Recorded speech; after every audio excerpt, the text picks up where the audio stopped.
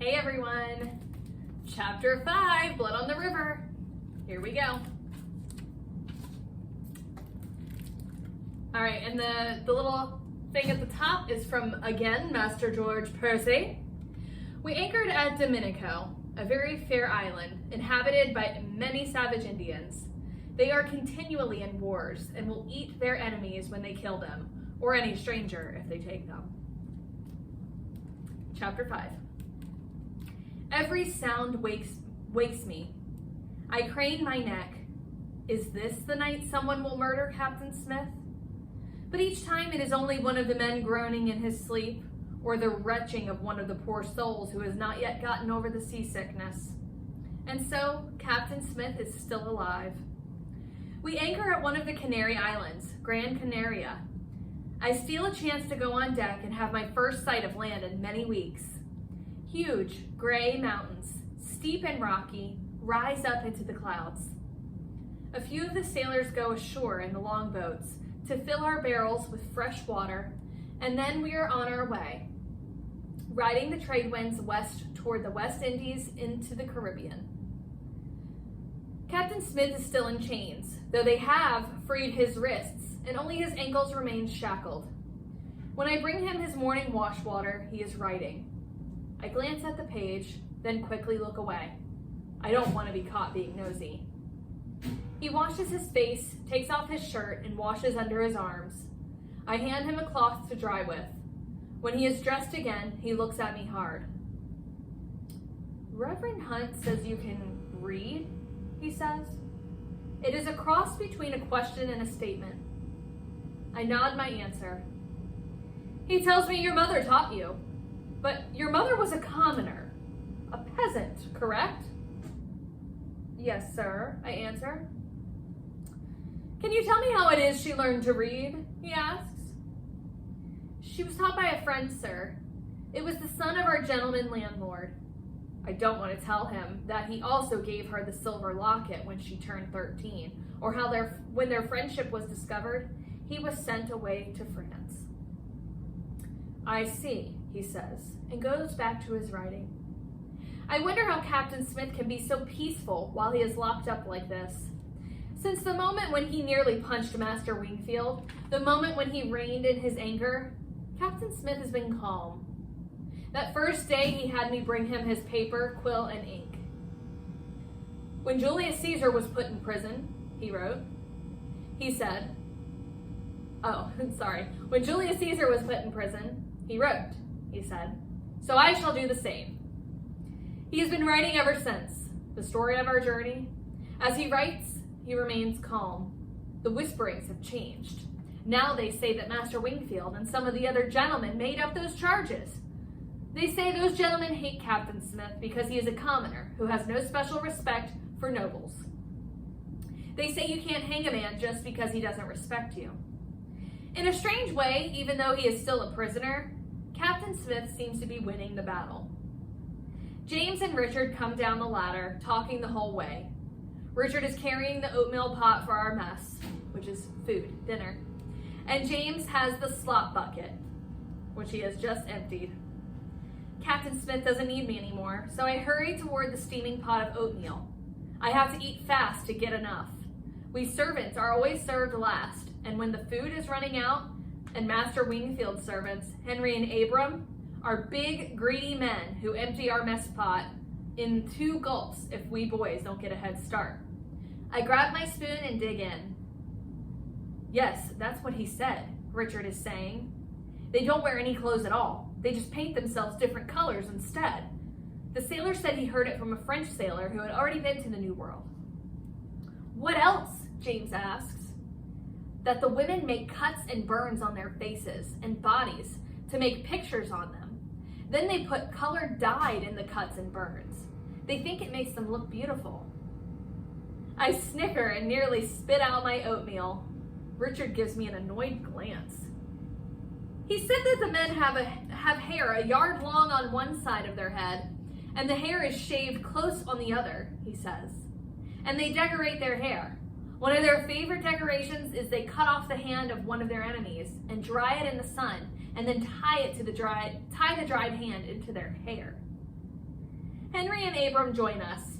Henry is broad and fleshy, and always enjoys an opportunity to smack one of us boys.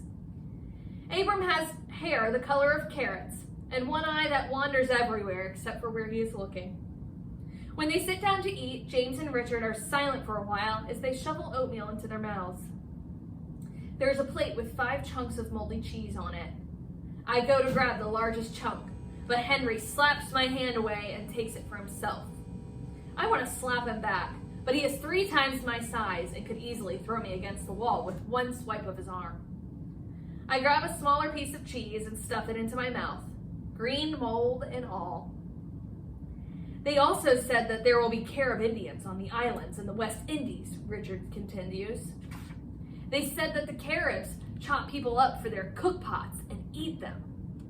Now James looks pale and terrified. Henry snorts. Don't worry, lad. They won't want you. You're too skinny and snotty for their taste. He slaps James on the back hard enough to hurt. Then he and Abram go off to their card game with the other common men. What else did you hear? I mock Richard in a sing-song voice. I can hardly believe he is so gullible that the sailors are able to fool him like this. It's true, you know, Richard glares at me. I heard the sailors talking. I heard it all with my own ears. James nods, his eyes wide and scared. You're dunces, both of you, believing that rot, I say. Don't you think the sailors knew you were listening? Don't you think they're up there right now laughing their heads off about the stupid boy who was eavesdropping and believed all their lies? Richard and James exchange a look. You think they were lying, Samuel? James asks me hopefully. I think you're an idiot, I say. Those sailors are playing games with you. They're almost as bored up there as we are down here. I look at Richard. Do you really think a woman would make cuts and burns in her face to look beautiful? Richard frowns and then shakes his head. Then stop talking about it, I say. Moments later, we hear the call. Land ho! Richard grabs the empty oatmeal pot, but I yank it out of his hands. Hey, that's my job, he shouts. I brought it down. It's my job now, I say. I run to the ladder with the pot. No way I'm going to let this chance slip by. Up on the deck, I squint in the dazzling sun. The sails billow bright white against the blue sky. The breeze is warm. I go to the railing and search the horizon. There it is, a green bump in the distance in the midst of the jewel blue sea, the first of the Caribbean islands. I give the pot to the cook and linger, breathing in the sweet air, marveling at the brightness of it all. Richard comes up on deck, and James too, and several of the gentlemen, until the first mate calls a halt. He drives us all back down below, threatening to beat us boys with an oar if we don't hurry up. The 'tween deck is abuzz with gentlemen and commoners both wondering what this land sighting means. Will we finally be allowed off this stinking ship? They'd better at least let us get fresh water. What we have left smells like a sick dog. I want fresh meat. I will demand that I be let off to go hunt. When the shouting begins up on deck, we all fall silent. God save us! They're coming! Look at them! They're monsters! Captain Newport, permission to man the guns, sir! James and Richard both look at me as if I have the answers. I decide I'd rather be beaten with an oar than sit in the dark 'tween deck, waiting to be devoured by sea monsters. I scramble up the ladder to the deck. We are in shallow water now, and the sea is a translucent blue. Moving swiftly across this crystal water are several canoes. In the canoes are the very creatures conjured up by Richard's stories. They are naked, their skin painted red, the women's faces and arms are tattooed with patterns. The men's hair is long with beads and bones, human bones, hanging in decoration. They are coming quickly towards our ships. I catch my breath.